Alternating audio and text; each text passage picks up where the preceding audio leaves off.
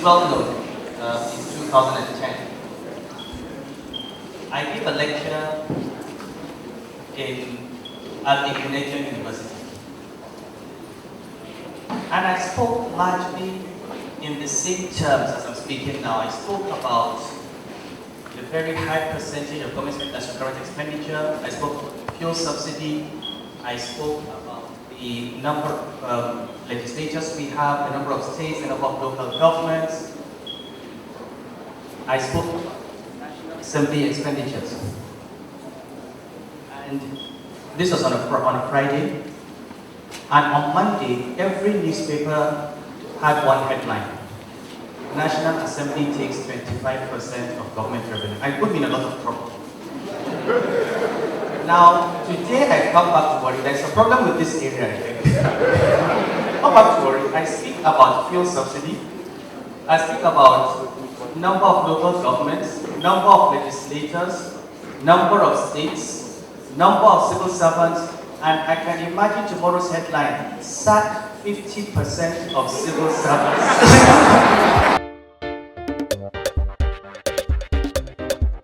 Well, this is Governor's Office Annex in Warri, the oil-rich city of Delta State. And that's where 60 Minutes with Angela is coming to you this week.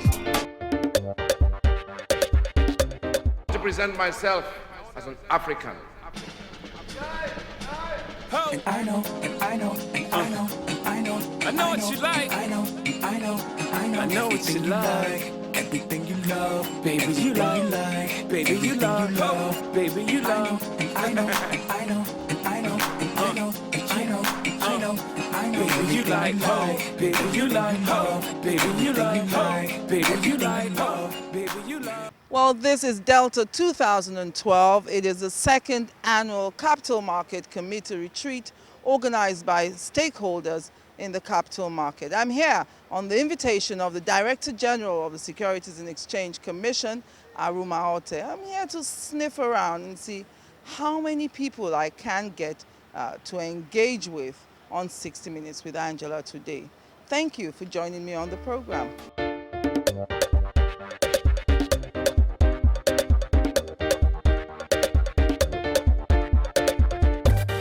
This retreat is holding from November 25th to 28th, and today is the last day. Understandably, a lot of people are in the house today.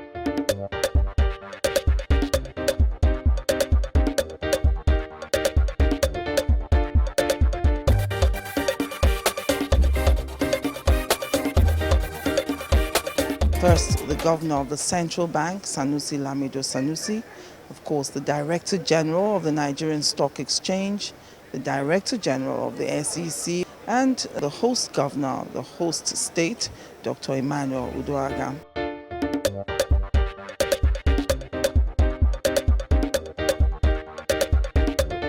Members of the Delta State Executive Council who were present include the Information Commissioner Chike Ogier, Economic Planning Ken Okpara, Higher Education Professor Hope Egaga, Commissioner for Finance Benjamin Okumagba, Housing Commissioner Paulinus Akpeki, Kingsley Emu, Benny Bakwa, who's the Commissioner for Transport, Attorney General Charles Orezie-Sievo, in charge of the Directorate for Special Infrastructure, Dr. Antonia Ashedu, who's Commissioner for Poverty Alleviation, and the Secretary to the State Government, Obozore McCoy.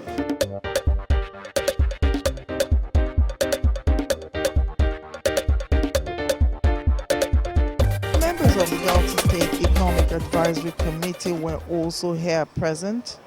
The Chairman, Bismarck Rewane, the publisher of this day newspapers, Ndoka Obaigbena, other members, Derio Tubu, Alberto Kumagba, Orode Mebore, of course, the Managing Director of Chevron, Andrew Forthrop, who's also a member of the Delta State Economic Advisory Committee, represented at this retreat by Chima Nwogu, the area manager for Chevron's Warri operation.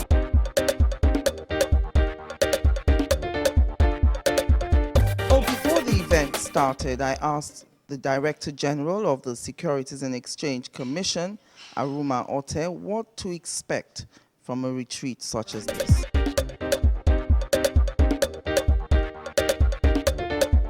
I was hoping to get a longer interview with her.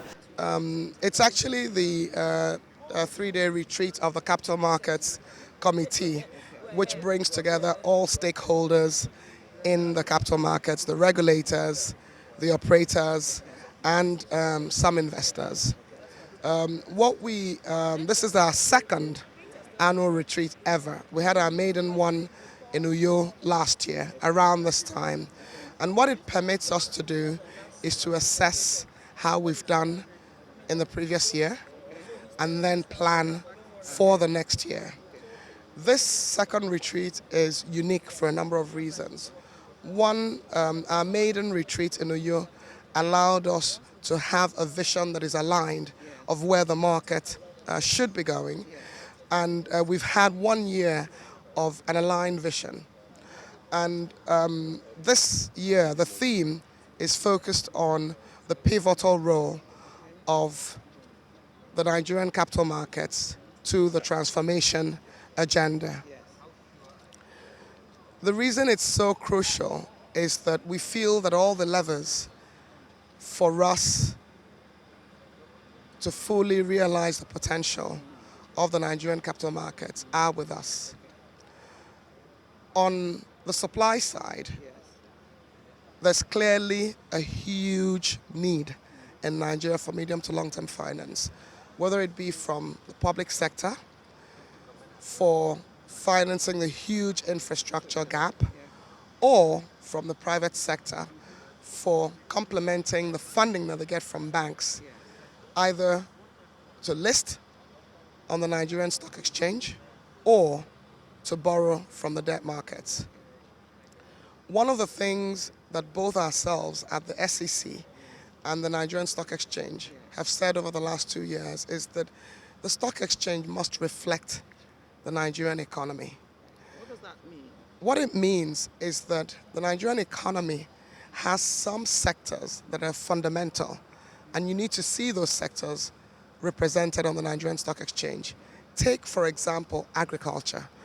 Agriculture makes up about 42% of GDP and employs 70% of Nigerians. But in terms of companies listed on the Nigerian Stock Exchange, there are only a few. Presco, Okomo, less than 1%. In fact, I think it's probably 0.1%. But I think what is even fascinating about this is that the president of the country, His Excellency Goodluck Ebele Jonathan, and the Minister of Agriculture have, over the last year, basically led a revolution in agriculture.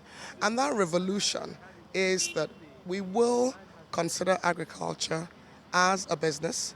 We will focus on developing a value chain, which means we will have agro-businesses. So you have a number of investors, both locally and internationally, that are focused on agriculture in Nigeria today.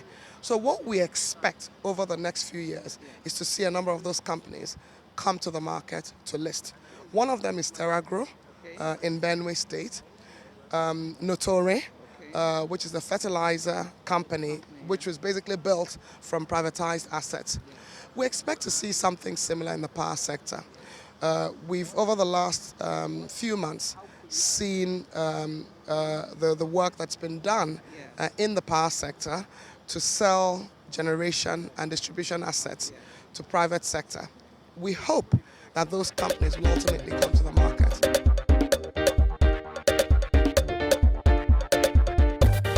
Well, I also spoke with Ade Bajomo, who is the Executive Director of the Securities and Exchange Commission. Here's what he had to say.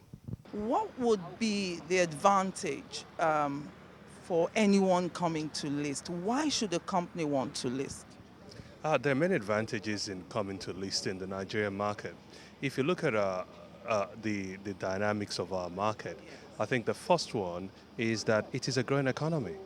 Nigeria is growing at 6.7%.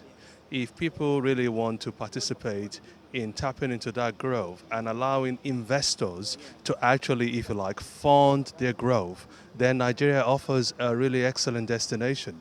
I mean, where else will you get 167 million people? Where else will you get 6.7% economic growth in a relatively stable environment?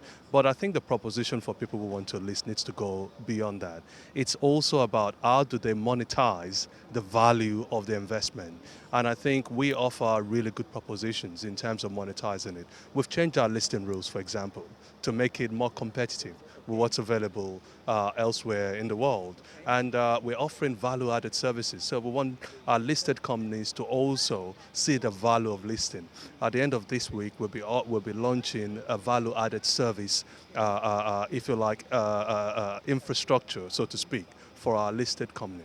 But also, with the work of SECOND, the NSC, we're increasing market transparency, we're increasing governance of the market, and we're working to build institutions that actually, if you like, outlive all of us as aware. Is that a challenge in a society that's mostly used to being secretive about a lot of things? It's a cultural change. But, you know, one of the really exciting things about Nigeria is that if the rules are clear, people will follow. Yeah, as a way, really. When we started last year, for example, we actually found a number of companies were not reporting on time. You know, we set the bar, you know, very high, and we're seeing the reporting coming out now. So that's very positive, and we hope to see that trend continue. Right. Is there a harmonious relationship between the SEC and the NSC now? I think there's always we're both regulators, they are the apex regulators. But on a more serious note, I think we've collaborated very, very well. And what is required is that collaboration because we're building a market. We've collaborated on launching new products, we've collaborated on governance, we've collaborated across the board. And that's required because a lot of what we need to do relies on the SEC. And we've built a professional relationships, but we need to keep building those and nurturing those. So it's an ongoing process. It is an ongoing process.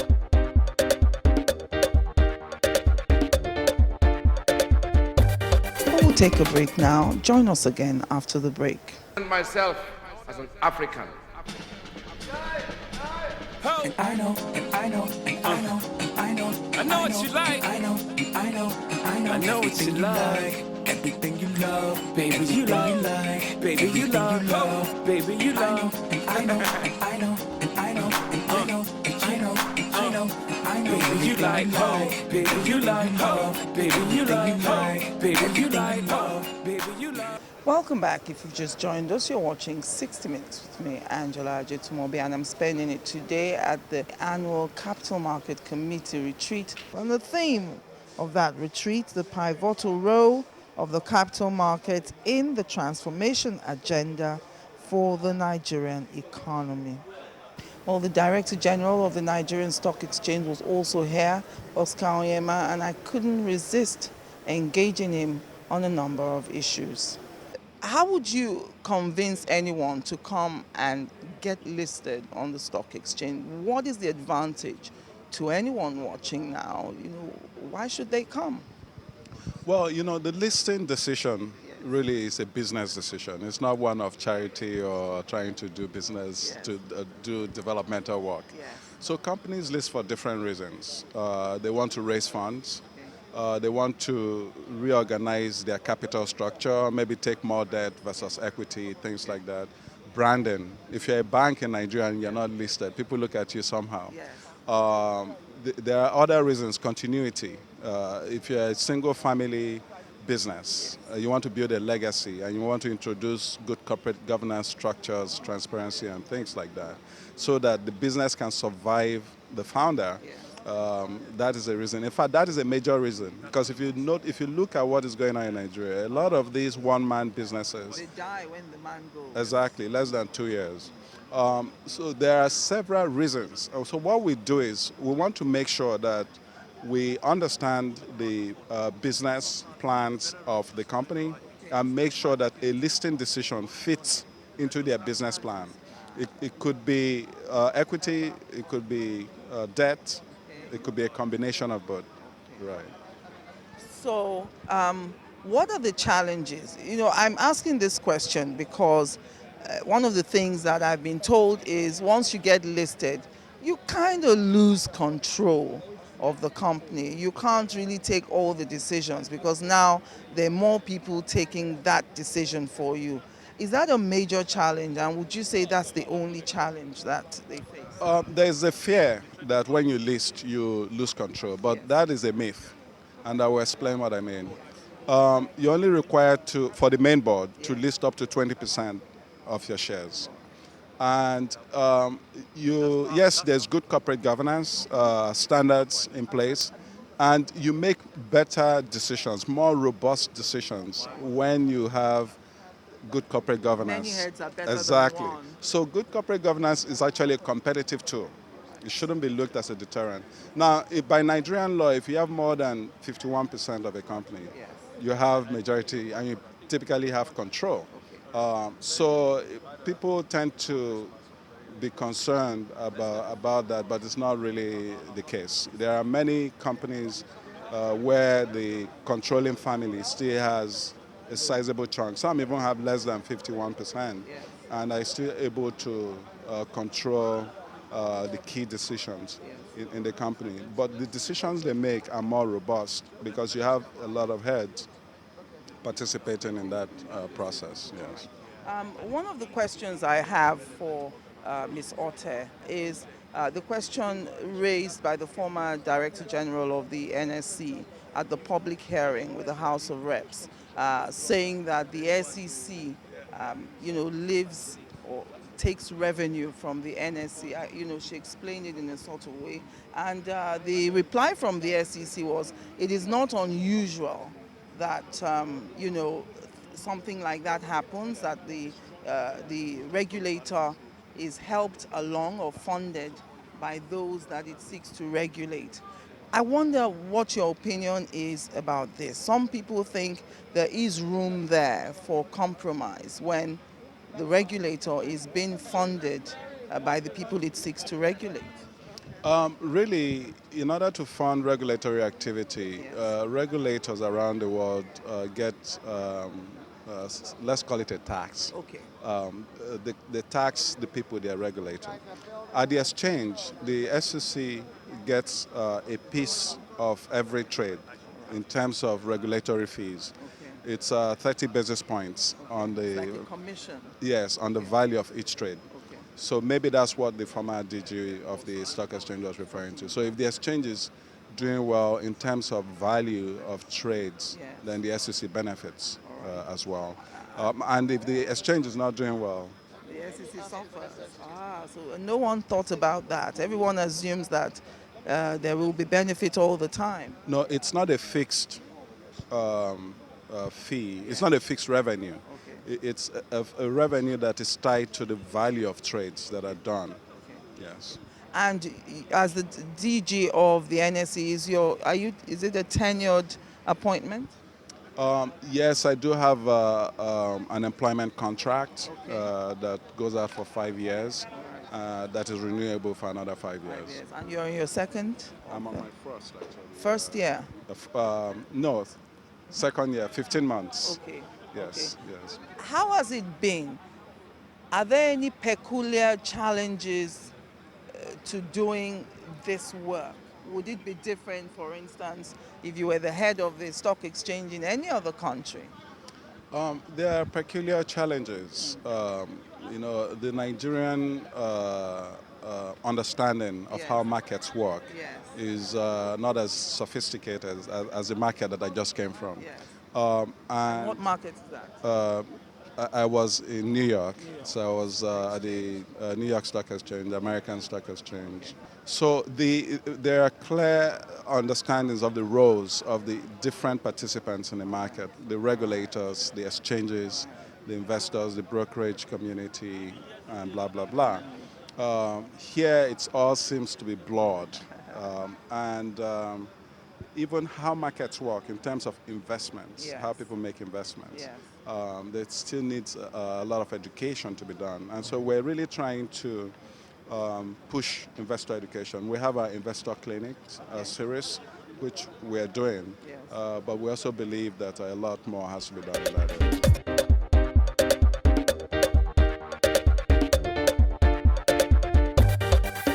The keynote address was given by the central bank governor, and he left no one in doubt about where he stood on a number of issues. A lot of people were surprised at his opinions and the strength of his conviction and the passion with which he spoke about Nigeria.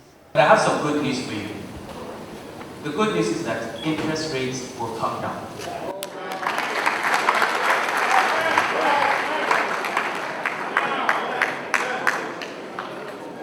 I don't know when.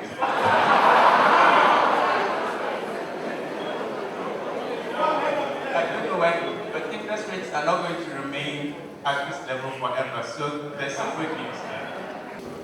Now I'm supposed to speak about the relationship between the money and capital markets. I think there's some presentation that's been done. Those presentations are central bank presentations which you can keep, which you can give to the press.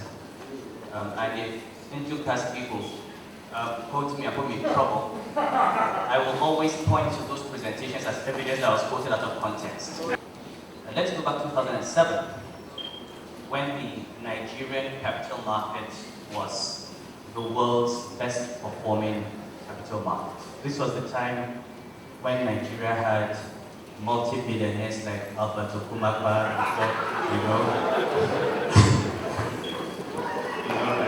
and all the capital market players. They're now millionaires after the crash that come down.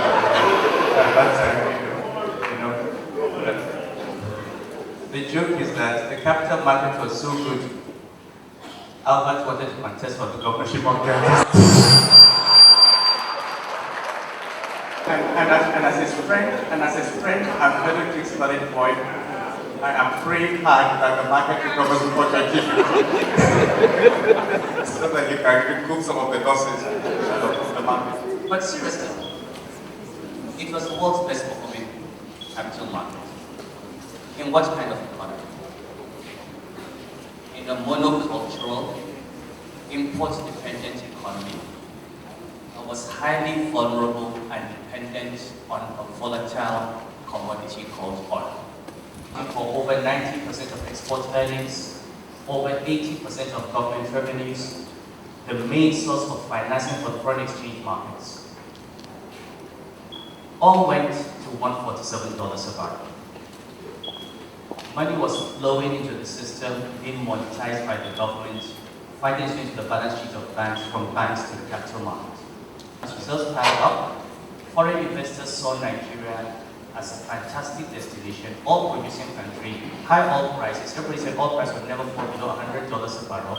Okay, so you had money coming in from the banks, margin loans, a lot of proprietary trading happening by banks themselves, and money coming from portfolio investors, and creating bubble after bubble. People were just betting on asset prices. The banks accounted for 60 to 70% of the capital market. I remember in 2007, 2008, when I spoke about a bubble, a few of your members actually took me up publicly and said, stop talking about a bubble. Our market has not even reached its peak. All those who warned at that time that this robust performance in the face of weak real economy indicators was a sign of over-financialization. And the history of crisis has always been a history of bubbles that are formed by loose money that finds its way into the capital market and stays in there, and a financial system that alters itself from being a transmission channel of savings into the real economy into a channel for trading savings within the financial system itself. So 2007, we had this wonderful story of the Nigerian capital market being the best performing capital market in the world.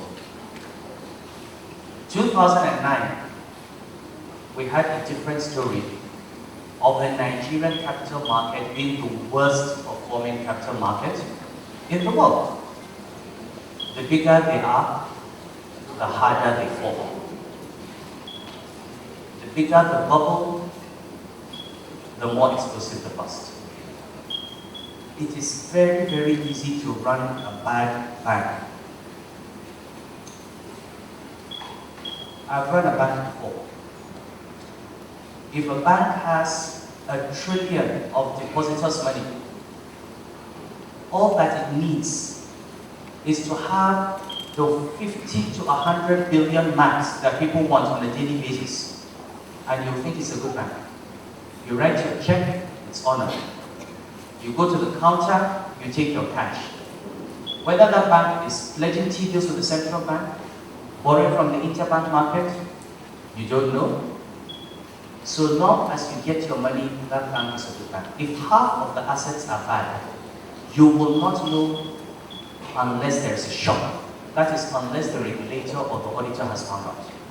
When you have a shock, that is when you know those, as they say, who have been swimming naked.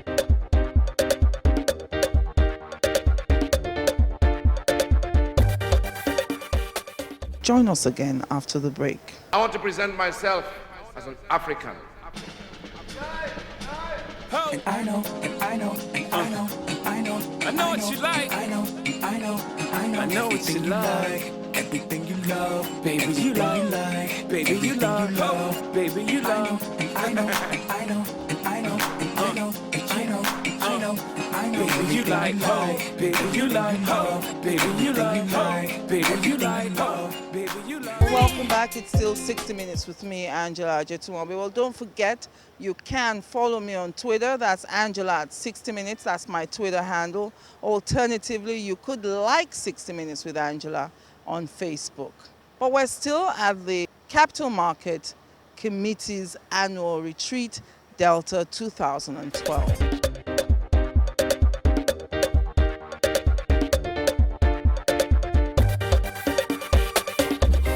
Central Bank Governor talked about a crisis of confidence in addition to a crisis of liquidity and a crisis of cash flow.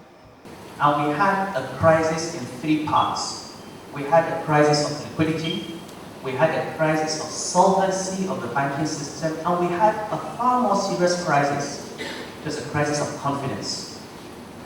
There isn't any amount of liquidity or capital that will make a market survive if there's no confidence. And we lost confidence in 2008. Everybody knew that the banks had problems. Bank chief executives were going out marketing and begging for 50 million naira, 100 million naira deposits. Bank personnel were under so much pressure to meet targets. The central bank had opened an expanded discount window. The interbank market had frozen. Everybody went out and said, there is no problem with the Nigerian banks. And the more you said there was no problem, the more people got frightened.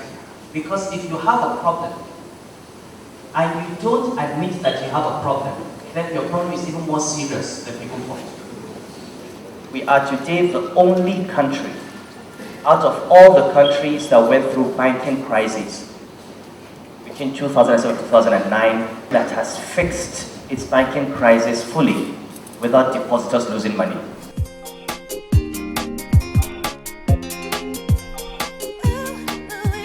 One of the highlights of Mr. Sanusi's comment was his statement that 70% of our revenues, which should be spent on or for 167 million people, is spent on civil servants alone.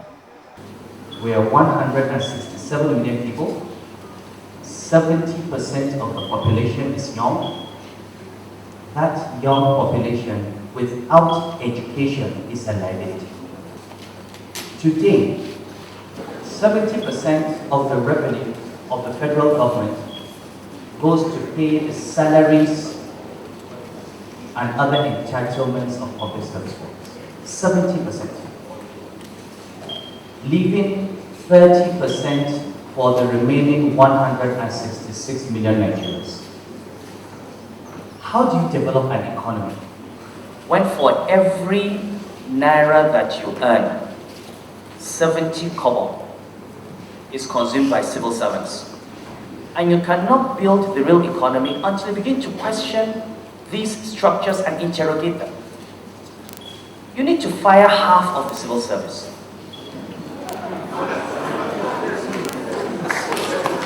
We have 36 state governments plus Federal Capital Territory. We're asking for more states. We have 774 local governments. In every local government, there's a chairman and 10 councillors. In every state, there's a governor, a deputy governor, commissioners, advisors, special assistants, party flag, national flag, government house. Seriously, we have over 90, I think over 100 senators. We have almost 400 members of the Federal House of Representatives. For God's sake, when you total all of that and pay them the 70%, even assuming these were all very competent, they've already consumed all the resources. They don't have the resources to work. Do we really need these 774 local governments? Do we need 36 states? We've divided ourselves into political units, some of which in the long run are simply not viable. No, seriously, we have state governors whose monthly allocation is barely enough to pay the salaries of civil servants. It is irresponsible to take all the money, go and take all the money in the month and pay salaries, and wait for the next month and pay salaries. After 4 years, what have you done for the people?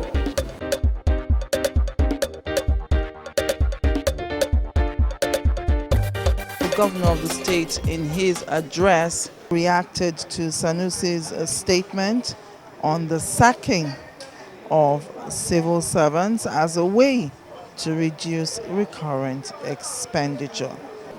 The Governor General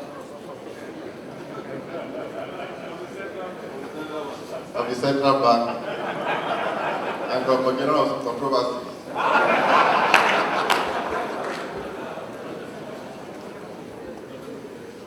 Malam, I welcome you. But today, something else has been added to worry. And that's what I call the Sanusi worry bombshells. He has dropped a lot of bombshells today. And the first reaction, speaking after him, is to take on some of these issues. The only one I want to react to is the issue of advising government to drop workers to reduce recurrent expenditure. It's as simple as saying drop workers, but it's also very, very difficult a decision to make. Now we must go back to history. When did our recurrent budget start to increase? It started increasing when companies started going down, when companies were shutting down, when the private sector was shutting down, when the private sector was no longer to absorb the large number of graduates that are coming out of our universities. And they have no alternative than to work with government. If you drop them, what happens? I have my colleague who today stopped motorcyclists. And he's having so much challenge because he has stopped Okada. The challenge is not because of any other thing, but because people are saying, this Okada that you have stopped, what happens with the Okada riders? What do you do with them? For us in Delta, it took us several months to prepare to drop Okada. We tried to find alternative for the Okada riders. But if we didn't try to give them alternative, I'm sure by today we will not have been able to enter work. Because the Okada riders would have blocked the way. What am I saying? It's not just as easy as saying drop workers. You advise the banks to drop workers, many banks to drop workers. I'm telling you, will be watching channels, you see some workers still go to carry placard to channels. This MD must go, this MD must go. Because we have not provided alternatives for those workers we are dropping. While advising that we should drop workers, we must also plan for the workers that we are dropping. All over the world today, the challenge is of job creation. Because of lack of jobs, governments are falling. If you look at Europe, the presidential elections in Europe, many presidents lost. Why? Because of job creation. So, if you advise us to start dropping workers without alternative, many governments will lose in this election.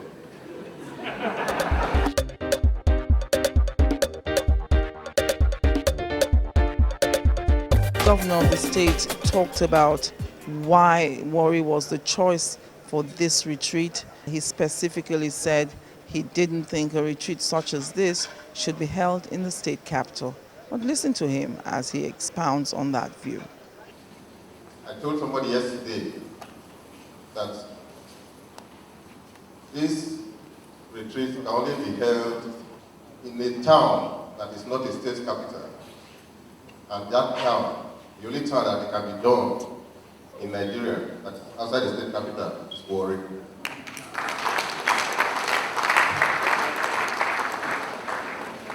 And that is the peculiar nature of Delta.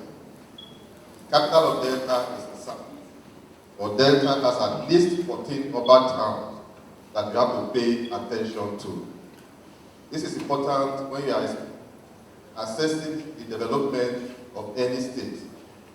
There are many states that have only one town, what we call one-town states. But Delta is at least 14 town states. Secondly, Warri has had its fair share of crisis, militancy, which is almost totally gone, but now we have new challenges, other security issues, kidnapping, legal bunkering, which we want to also assure investors that we are taking care of. So this town is safe, Delta is safe. I want to do that as a respect. I want to present myself as an African.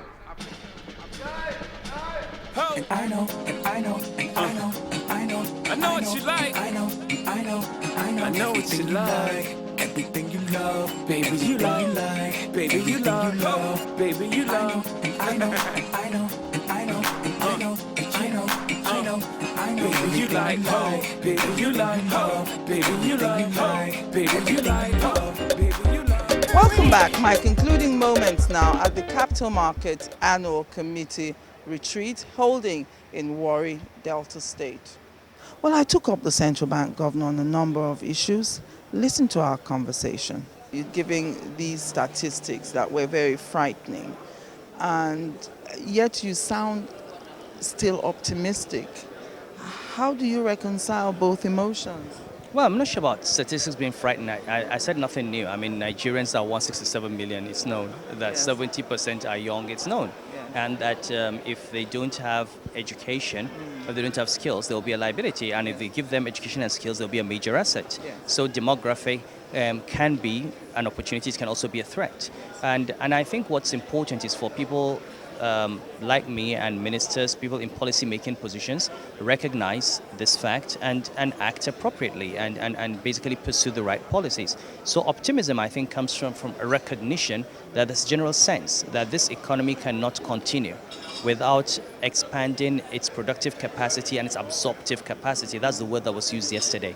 And I think the progress on power, some of the work done on infrastructure, some of the work being done in agriculture, the new era of fiscal consolidation, the strengthening of the banking system, the better regulation of the capital markets. These are all things that, if we continue pursuing, would lead to the kind of outcomes that we'd like to have. One question that's been bugging me, every time you dropped a fact or a bombshell in that hall, everyone gasps. Do you think we're, as Nigerians, ready to hear these kinds of hard facts? Well, the facts are known. I think people are just not used to hearing them spoken about so openly. People From a member of government, perhaps? Well, I'm a governor of central bank. Governors of central bank are economists. We give a view on an economy. We're non-partisan. I'm not. We don't spin. Okay, and if you ask me to speak about an economy, I tell you what are the positives and what are the negatives and what are things that we need to do. And these are the kinds of things you probably hear from the finance minister as well. The language may be different and the manner of presentation may be different, but I think there's a general consensus that these are issues that need to be dealt with. We need to deal with fiscal leakages, we need to deal with corruption, we need to deal with the very low level of investment in capital assets, and we need to continue with fiscal discipline. And frankly, I think that the finance minister in CME, as I said, in my view, has done a very good job in terms of sending the right signals and beginning the steps. And we've got to just continue working along that path. And with the 5,000 Naira note, what is the situation with that? Is that a project that is on hold? Yeah, it's on hold. The president had approved, and the president has asked us not to act on the approval for now. And the law is very clear. The board of the central bank recommends and the president approves. So if the president says don't act on that approval, the central bank does not act until the president says it's fine. And what is the argument for us having a 5,000 Naira? I mean, what's the argument for us having a high denomination? It's basically about efficiencies in the management of cash. And again, I don't want to get into a matter that for me, a line has been drawn under it. I don't want to open up a new controversy, but I've made up all the arguments. You cannot continue a situation where we keep printing money at very huge costs, okay, to service high cash users. Look, you go to an ATM machine, you want 100,000 Naira, I have to print 100 notes. Whereas five of you, if I had 5,000 Naira, 5 of you would take 100,000 Naira with the same number of notes. That cost me the same. You transport money in a bullion van from Abuja to Kaduna. If you transport 5,000 Naira notes, now if you were to do that in 1,000, you do the trip 5 times. Yes. So in terms of the number of tellers, the number of vault space, the number of processing machines that you have, the costs of procurement, the costs of printing, everything for me is very clear, and the numbers are clear. Would have saved this country about 7 billion Naira every year in the costs of printing and managing cash. I think, unfortunately, the political class was not willing to even give time for an argument. They passed resolutions, asked for it to be stopped. And do you think they asked, they passed resolutions or asked for it to be stopped? Because a lot of people get confused about you when it's your message and you as the messenger. Well, I don't know. I don't want to get involved into whether this was driven by genuine misunderstanding or whether it was basically a personal thing on Sanusi. I don't think it's important anymore. Yes. What is important is that this is something that the country will have to come to at some point, that we need to have a more efficient way of managing cash, that all the arguments, from arguments on inflation or cashless or corruption, all the arguments that were being put up against the 5,000 Naira notes were non-arguments. They were false. They do not stand the test of any kind of economic reasoning. And we have no doubt that in an open and frank exchange would have made it very, very clear to people that people were just claiming proficiency in matters in which they had no knowledge. But, this is a country where it's like you build a hospital and employ a medical doctor, yes, and then you want to tell him what injection he should give. Everybody is a monetary economist. Everybody is a central bank governor. Everybody has an opinion. Yes. But you don't make currency policy or monetary policy based on public opinion. But since that is the country we live in, it's not a big deal for us, okay? It's not like, currency, in some parts of the world, currency boards. In the United States, you have an Office of the Controller of Currency. The Federal Reserve does not print currency. It doesn't print notes. So it's not a core central banking function. We do it, but it's not something I'm willing to spend a long time battling over. So if you notice, I mean, I just moved on. It's not a big issue. It's not like banking reforms or something. And I can't have you here without asking this question, because you got criticized for wearing the outfit that you got your chieftaincy title in, the Dan Majen. You wore it to work. What was the story behind that? Well, the story is very clear, but and it's even a non-issue, and it's not a chieftaincy title, it's a turban. And by the way, I wear it every Friday to office, and I wear it to mosque. Yes. You're still wearing it? Yes, I wear it every Friday to office, and I wear it to mosque. It's my traditional attire. Once you have a title, it is then the full traditional uniform. It's no different from the president wearing a bowler hat to the office. And if you actually went back to the history of Nigeria, First Republic, the premier of the northern region, the prime minister Tafawa Balewa, they all had their turbans. Okoti Ebo moved around with his hat and his. So it's got nothing to do with Islamic banking or you know. I wore the turban when I was turbaned by the emir, and in fact on that particular instance anyway, what happened was my staff who were not at the turbaning requested that I stop by the office and see them, and I went and took pictures. Yeah. Okay, I just went into the bank, took pictures with the deputy governors, with the staff in the governor's office, and went home. But I mean, look, I don't even know why the central bank issued an explanation. I will wear it any day I want to wear it, and I wear it every Friday, and if I want, I can wear it Monday to Friday. I don't see how it affects my work, and it's something I have no apologies for. Would you like to answer whether or not you have a political ambition? Yeah, I can answer. The answer is no. I have none. Did you hear people in the hall calling out that they want you for more? No, I didn't, and even if I did, I'd probably say no. I mean, people have talked to me, people have spoken to me, and I've made it very clear that I'm not a politician, and people can make a mistake late in life and trying to be something that they're not.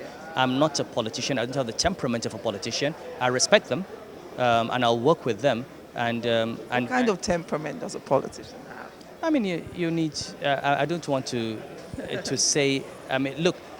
For example, I say things as they are. Yes. Blunt. Okay, and I also think that when you're in leadership, sometimes you take decisions based on what is right, even if it is unpopular. Now, a politician cannot afford to be unpopular. Okay, I mean, take the 5,000 Naira notes. I mean, the president is a president. He knows the 5,000 Naira note was good. He had heard the arguments and he had approved it. But it had become unpopular because of the manner in which it was misrepresented in the press and everything. And ultimately, the decision was, look, this governor of central bank is not going to contest an election. You know, that's what the party would say to him. Say, Mr. President, this Sanusi is not running for an election. You're running for an election. And Nigerians don't like this thing, so you better step down. And since it was within his power, he would say so. And I can understand that. I probably would not do that if I was a president, and I might lose an election, for not doing that. So I don't think so. I don't think it's. I think that ability, that skill, I don't have. And the more I've stayed in Abuja, the more I've realized that I probably will not be able to be a politician. But I thank God for the opportunity to serve. And what is important, I think, is wherever you find yourself, just do the job very well. Most people spend their time thinking of their next job. Yes. And because they're thinking of the next job, they don't do the job they have been given very well. And by not doing it very well anyway, you make sure that you don't even get a next job, okay, or leave any kind of legacy when it's over. It's a 5-year job. I don't have time to be thinking of politics, okay? There's a lot to do in the banking industry, a lot to do on macro stability, a lot to do on financial markets, a lot to do on economic management. I don't have the time to think of something else. Okay. And on the final note, you did say that on the board of the central bank, you just have one vote. A lot of people out there have a misconception that you're like a governor in the central bank. What you say, your word is law. So how does it work when decisions are being taken? Well, two things. I said on the board of the Monetary Policy Committee. Okay. And if you look at our statements, you'll see that every individual votes as an individual. And everybody states why he voted. And there have been periods in MPC where I voted in a minority. There have been, if you go back far enough, in 2010 there was a particular vote where my 4 deputy governors voted one way and I voted another. So without sanction. no, I mean, these are individual members of MPC in their own right. They look at the facts, they look at the figures. It's an economic argument, and you act based on the balance. Now, what happens is that sometimes, as the arguments are presented and debated, people get to converge towards certain views, whether we should tighten or we should hold. But you still have individuals who hold on to a minority view, and they express it in MPC.